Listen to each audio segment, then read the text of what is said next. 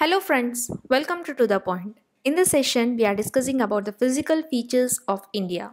So we have learned that India is a vast country with a varied landforms. But if we live in the plains, we are familiar with the vast stretches of the plainland. In contrast, if we are living in a hilly region, the rugged terrain with the mountains and valleys are the common features. Our country, it has practically all major physical features of the earth, like mountains, plains, deserts, plateaus, and islands. In this session, we will be learning about a major physical features of India and how they are formed.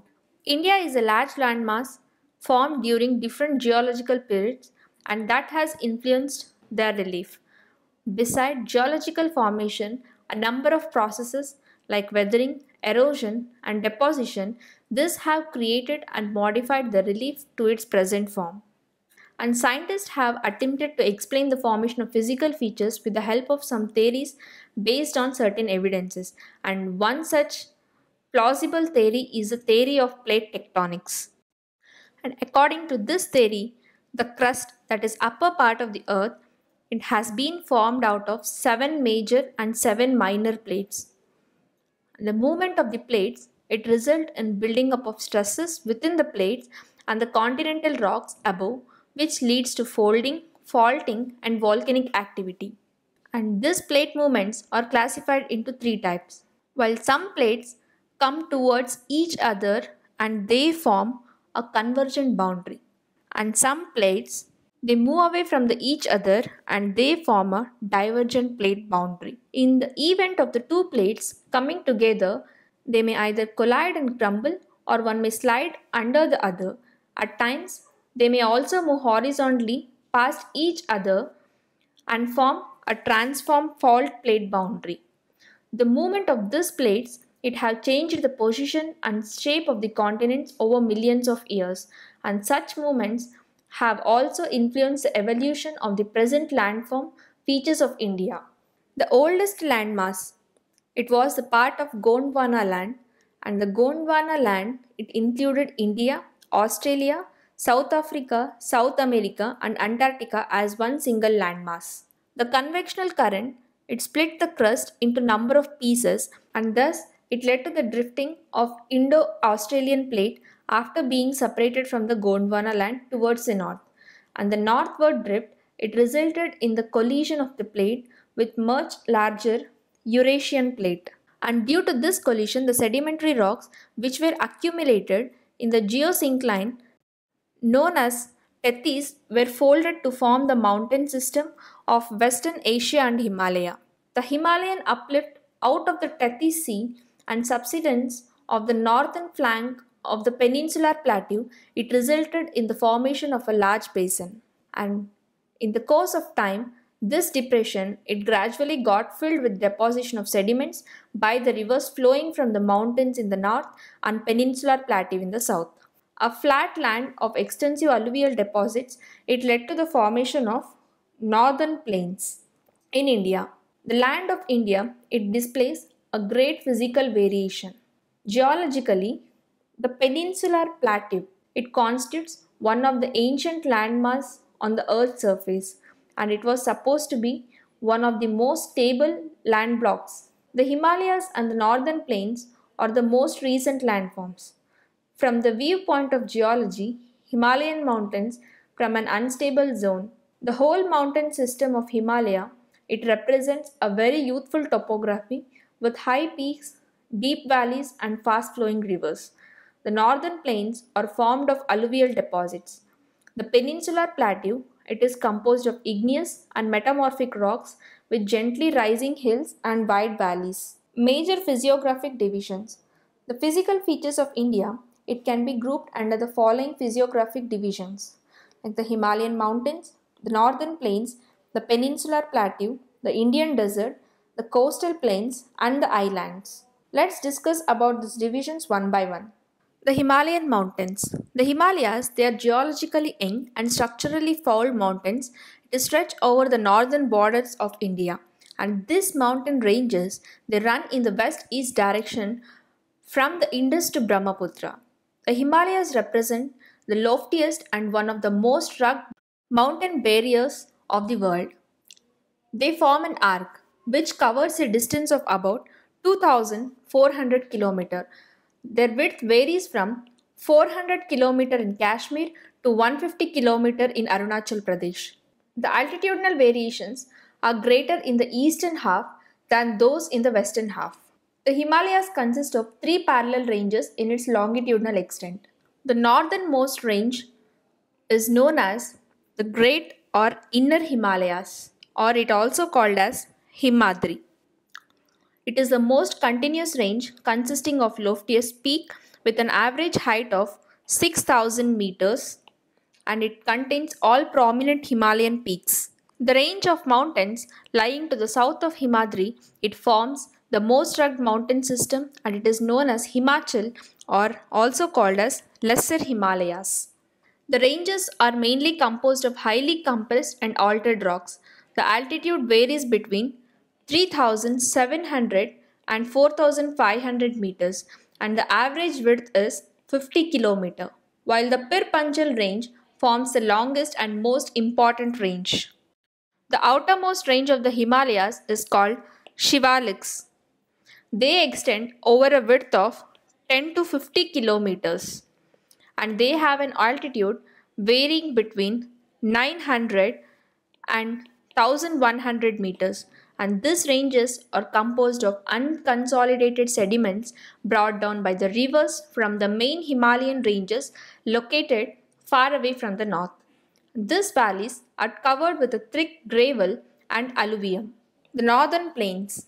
The northern plain, it has been formed by the interplay of three major river systems, namely the Indus, the Gangas, and the Brahmaputra rivers along with their tributaries. This plain is formed of alluvial soil. The deposition of alluvium in a vast basin lying at the foothills of the Himalaya over millions of years formed this fertile plain. It spreads over an area of 7 lakh square kilometer. The plain being about 2,400 km long and 240 to 320 km broad, it is densely populated. The rivers coming from northern mountains are involved in depositional work. In the lower course, due to gentle slopes, the velocity of the river decreases, which results in the formation of riverine islands. The rivers in their lower course split into numerous channels due to the deposition of slit, and these channels are known as distributaries. The northern plain, it is broadly divided into three sections. The western part of the northern plain, it is referred to as Punjab Plains. Formed by the Indus and its tributaries, the larger part of this plain lies in Pakistan.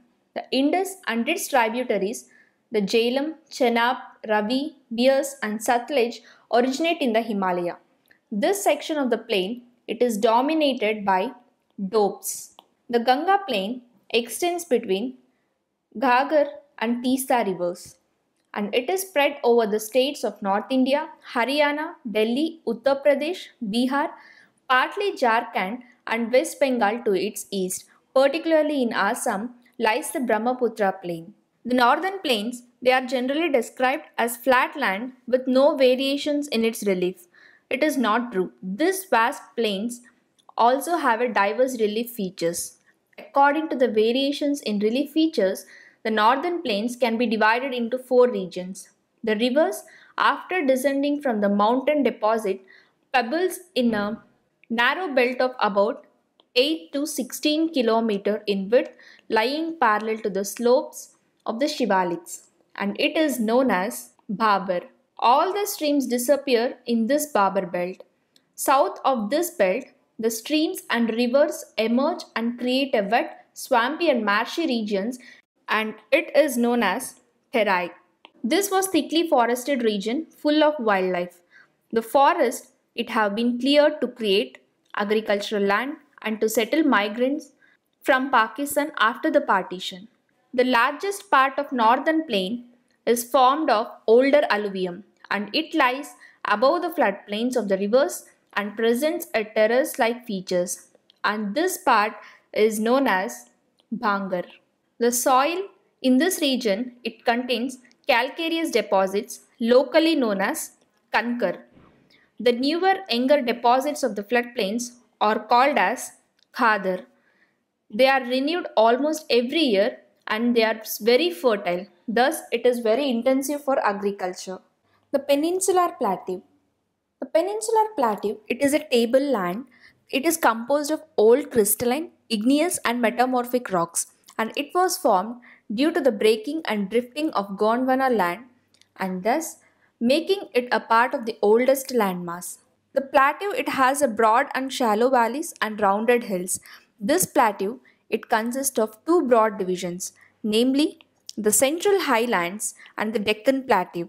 The part of the Peninsular Plateau that lies to the north of the Narmada River, it covers a major area of Malwa Plateau and it is known as the Central Highlands. The Vindhyan Range, it is bounded by the Satpura Range on the south and the Aravallis on the northwest. In the further westward extension, it merges with the sandy and rocky desert of Rajasthan, and the flow of rivers draining this region, namely Chambal, Sindh, Betwa, and Ken, is from southwest to northeast, and thus it indicates the slope. The Central Highlands are wider in the west but narrower in the east. The eastward extension of this plateau, it is locally known as Bundelkhand and Bhagalkhand. The Chota Nagpur Plateau marks a further eastward extension which is drained by Damodar River. The Deccan Plateau, it is a triangular landmass that lies to the south of river Narmada. The Satpura Range, it flanks its broad base in the north while the Mahadev, the Kaimur Hills and the Michael Range from its eastern extensions. The Deccan Plateau is higher in the west and slopes are gently eastwards. An extension of the plateau, it is also visible in the northeast, locally known as Meghalaya. Karbi Anglong Plateau and North Kashgar Hills. It is separated by a fault from the Chota Nagpur Plateau. Three prominent hills from the west to the east are the Garo, the Kasi and the Jaintia Hills.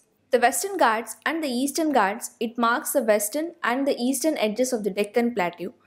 The Western Ghats, it lie parallel to the Western Ghats and they are continuous and they can be crossed through passes only, whereas the Eastern Ghats are not continuous. The Indian Desert. Indian Desert, it lies towards the western margins of the Aravalli Hills. It is an undulating sandy plain which is covered with sand dunes, and this region, it receives a very low rainfall below 150 mm per year, and it has a very arid climate with low vegetation cover. Streams appear during the rainy season. Soon after they disappear into the sand as they do not have enough water to reach the sea. Luni is the only large river in this region. Burchan's cover, which is a crescent-shaped dunes, it has a larger areas, but longitudinal dunes, it becomes more prominent near the Indo-Pakistan boundary. The coastal plains. The Peninsular Plateau, it is flanked by a stretch of narrow coastal stripes running along the Arabian Sea on the west and Bay of Bengal on the east. The western coast, which is sandwiched between the Western Ghats and the Arabian Sea, it is a narrow plain and it consists of three sections. The northern part of the coast is called as Konkan, that is from Mumbai to Goa. The central stretch is called as Kannad Plain, while the southern stretch is referred to as Malabar Coast. The plains along the Bay of Bengal are wide and level. In the northern part, it is referred to as Northern Sirkar, while the southern part is known as Coromandel Coast. Large rivers such as Mahanadi, Godavari, Krishna and Kaveri have formed extensive delta on this coast. Lake Chilika is an important feature along the eastern coast. The islands. The Lakshadweep Island of India, it's a group of islands that lies close to the Malabar coast of Kerala. And this group of islands, it is composed of small coral islands. Earlier they were known as Lakadiv, Minicoy and Amnidiv. These three islands were named as Lakshadweep. It covers a small area of 32 square kilometer, and Kavarati Island, it is the administrative headquarters of Lakshadweep. This island group It has a great diversity of flora and fauna. The Piti Island, which is uninhabited, it has a bird sanctuary. So, in the Bay of Bengal, there is an elongated chain of islands which is extending from north to south, and these are Andaman and Nicobar Islands. They are bigger in size and more numerous and scattered.